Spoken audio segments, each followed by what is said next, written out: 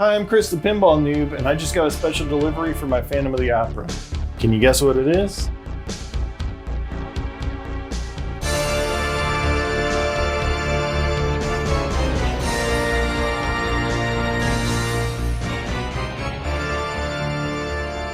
So if you didn't catch it, this is from CPR, Classic Playfield Reproductions, and this is a new Phantom of the Opera playfield, which I'm going to open up right now.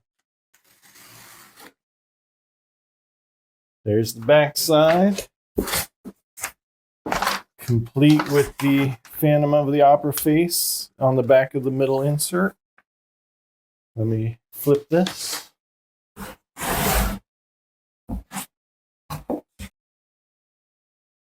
So yeah, this is a CPR playfield reproduction for Phantom of the Opera. And it is looking slick. It's so vibrant, so nice and shiny. It's all clear coated. And look, these are not cheap. This is not something I'd normally be able to afford. But I was able to make this purchase using a tactic I like to call being financially irresponsible. Is it worth it for this game? I wouldn't say so.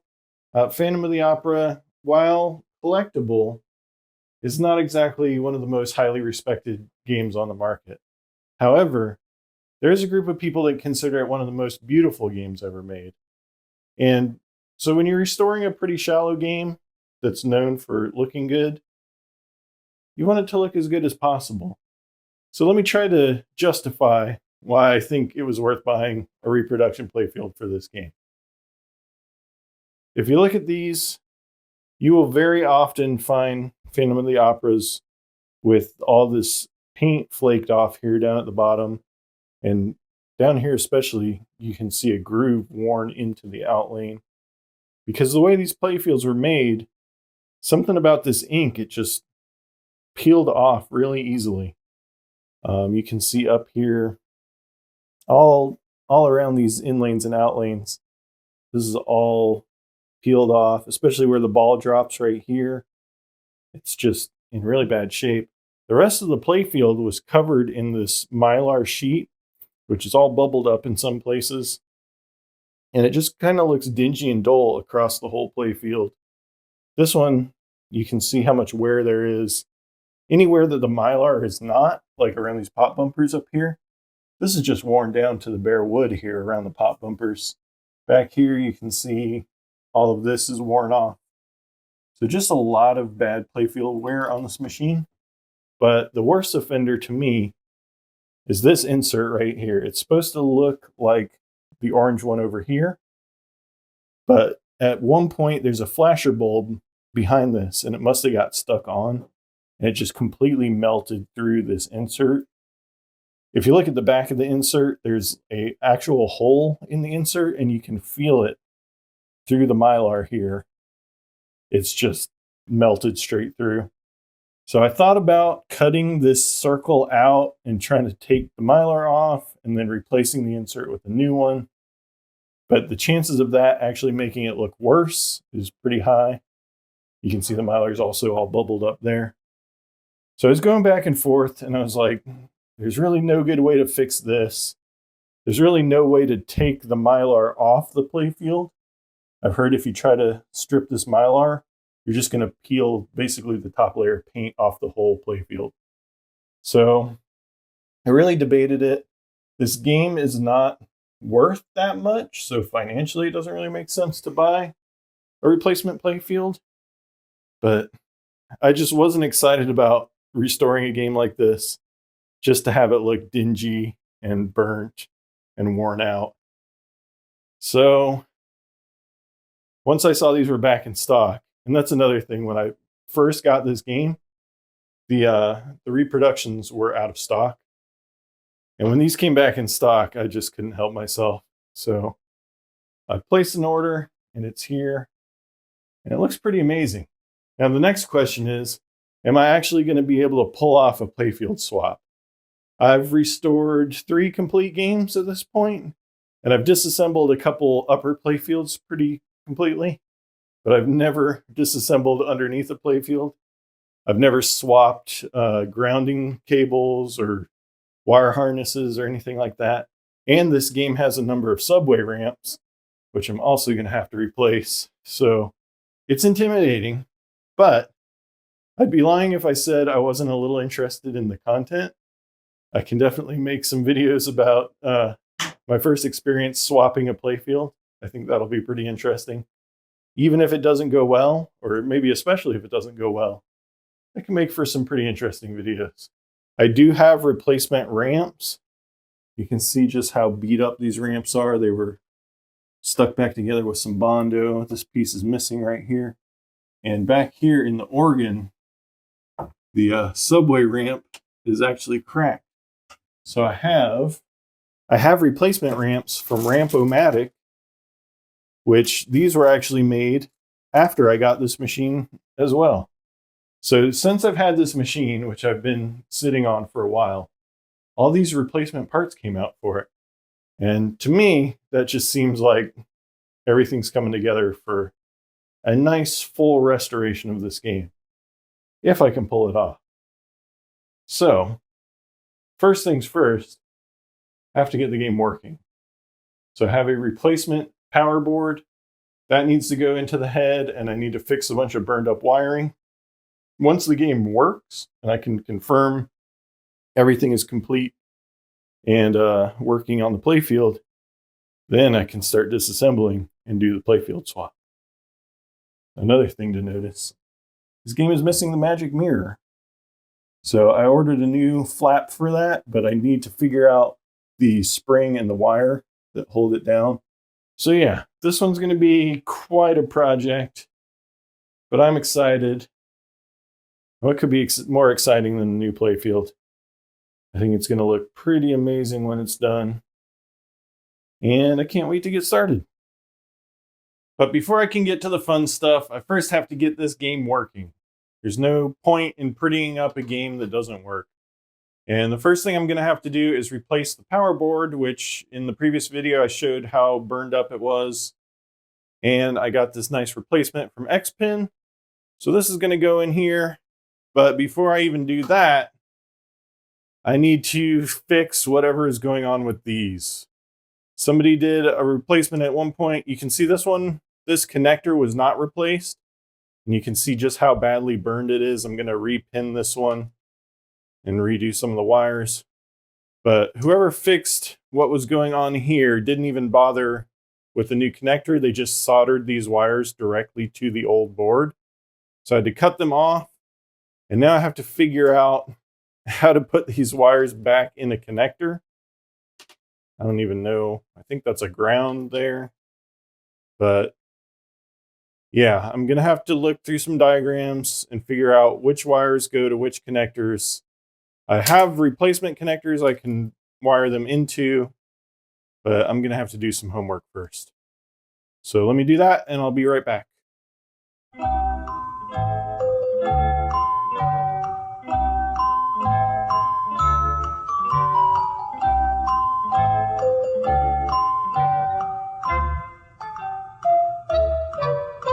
I'm going to go ahead and put the new board in so I can see which connectors are missing and which ones need to be rebuilt. I'll do that now.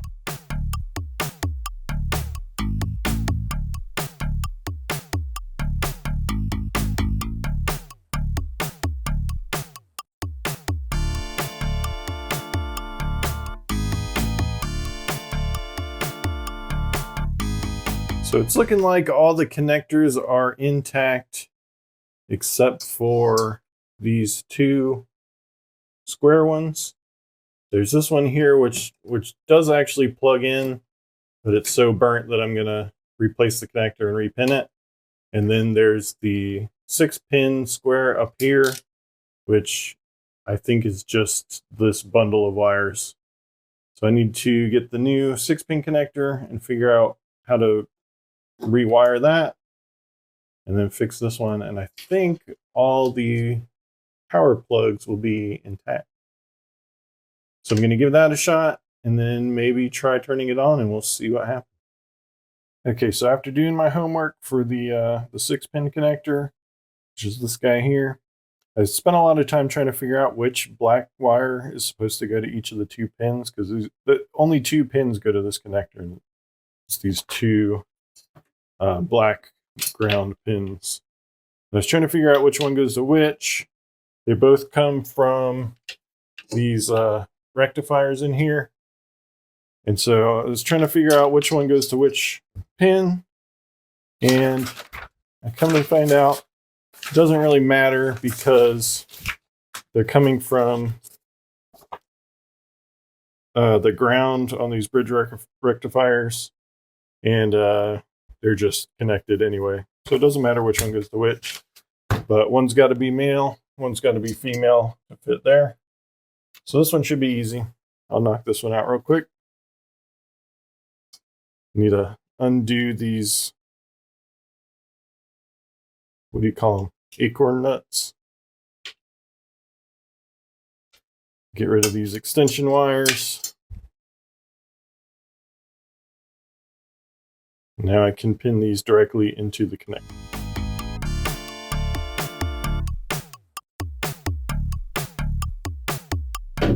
Well, Loxley decided to come help me out, which is good timing because I'm having trouble with these crimp terminals on these connectors. They're pushing through, which I don't think they're supposed to be. They're supposed to be stable in there. So I need to figure out what's going on with these terminals. It looks like there's 3 places to crimp them. Maybe I'm not supposed to crimp them in all 3 places. Maybe there's something that's supposed to hold on to the inside of the connector. But I need to figure that out. What do you think, Lox? All right, Loxley helped me figure it out. I was crimping basically too far. It looked like there was 3 sections to crimp, but this 3rd section here is actually a set of wings that holds it in place in the connector. So I was trying to crimp that also, and that did not need to be crimped. So now with the wings in place, it should slot into, make sure I'm doing the correct slot here. It snaps in, it's nice and tight. It does not slide forward or back. So now if I go to put it in the connector, that one fits, and I'll do the other one now. I like to put the terminal in the crimper first, so it's kind of held in place.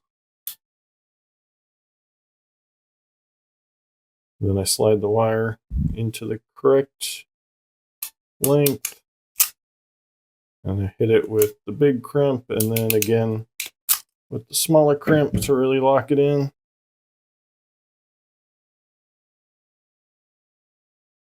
And now that should pop in as well.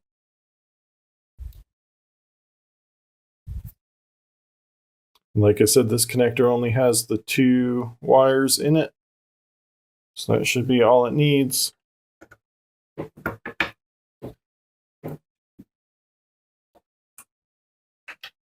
That should be good to go. And now I have to do this one, which is a little bit more complicated. But that's what all this paperwork is for.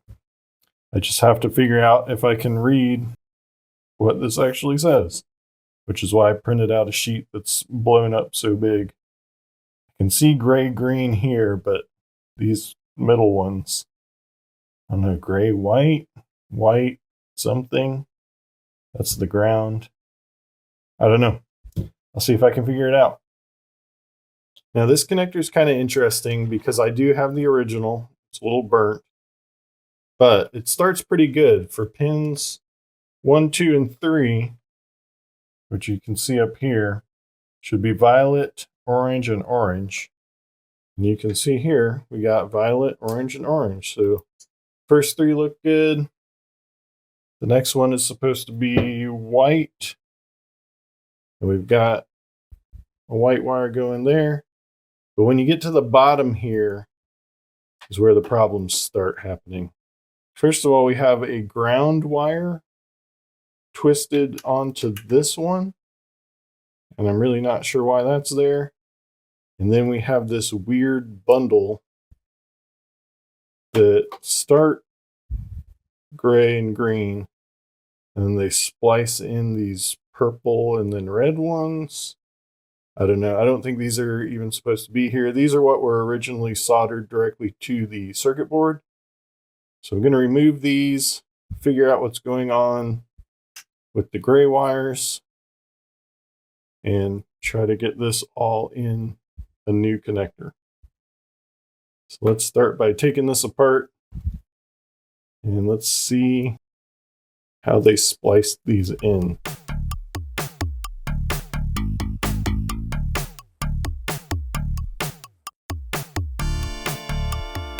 So yeah, they really just cut it and soldered a ground wire into it.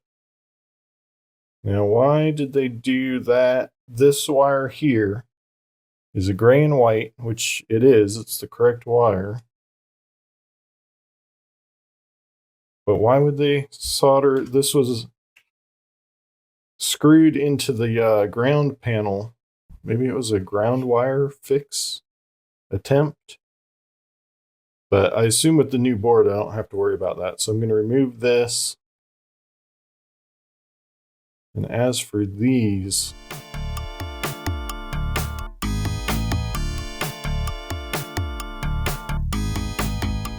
well, that was probably not worth it because I'm just going to clip them anyway. But just like that weird ground wire, these are just split and then soldered together. I don't know why they're there, but it doesn't matter. I'm going to clip these and we will get them in the new connector. With those weird extensions off, everything kind of makes sense here. The correct wires are going to the correct ports. But I'm going to have to clean this up. I'm going to go wash my hands too. All that electrical tape left a bunch of black sticky residue. And then I think once this is plugged in, we might be able to try turning the game on.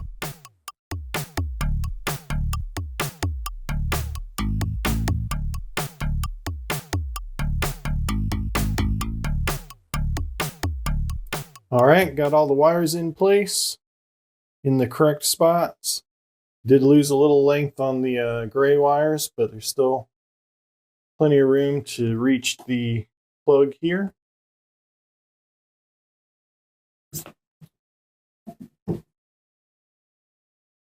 All right, 2 new connectors, and I got rid of all the weird extra wiring.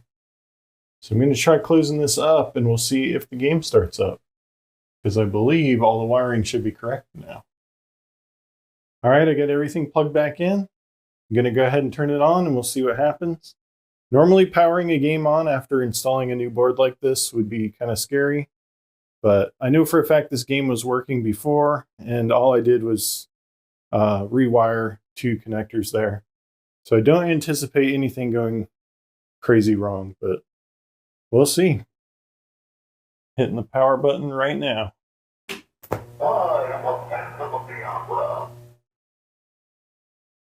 Okay, so far so good. Nothing is smoking or melting.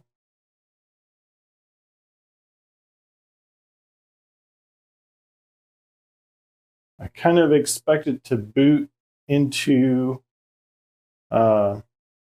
tracked mode, but it doesn't seem to be doing that. Let me see if starting a game works.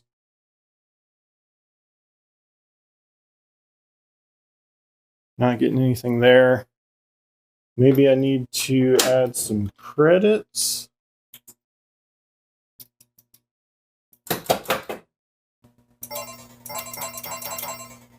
Okay, adding credits seemed to work. And now the game is in a tracked mode. Actually, it might be throwing a fit because there's no ball in the game. Yeah, let me go put a ball in. Oh, look. Oh, we got the display. I wasn't even sure if the display worked because with the old power board, it was really messed up. But it's looking pretty good. I don't see any bad digits or anything. Okay, I'm going to get the balls in the game and we'll see if it actually plays. All right, here it is up and running with the new power board. It seems good. Seems like the display is working really well, which I'm happy about. I was about to order a new display because based on what I saw previously, it looked like it wasn't working. But I think we're good now.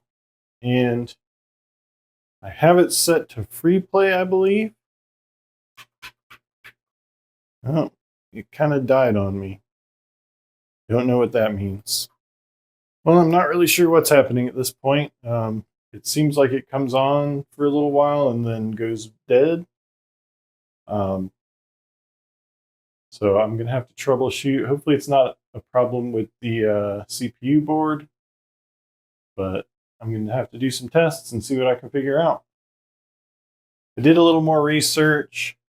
I noticed the blank LED light is not lighting up on the CPU board. And so I looked into that, and what people are saying is it could be possible battery corrosion from the battery pack. I didn't initially see any corrosion on the battery pack, but when I start looking really closely, I can see a little bit of green in the springs, and then I start to see some corrosion around that box chip, or that box, or whatever that is. So I'm going to pull this CPU board out and just give it a good look over and see if I see any further corrosion, because that could be the reason that the blinking LED is not coming on. And if so, I'll have to do some board repairs. But I think that's going to do it for this episode. I did get the power board in, and I at least saw some evidence that things were working. I was able to get into the adjustments menu, set it to free play before it died on me. So the display is working. The power circuitry all seems to be working. I just need to figure out. Now I also lost the PIA LED there too. So yeah, something weird's going on. I need to do some research. But yeah, that's coming eventually. So if you watched this, thanks for watching. Like and subscribe if you want to see more progress on the Phantom of the Opera. And that's all for now.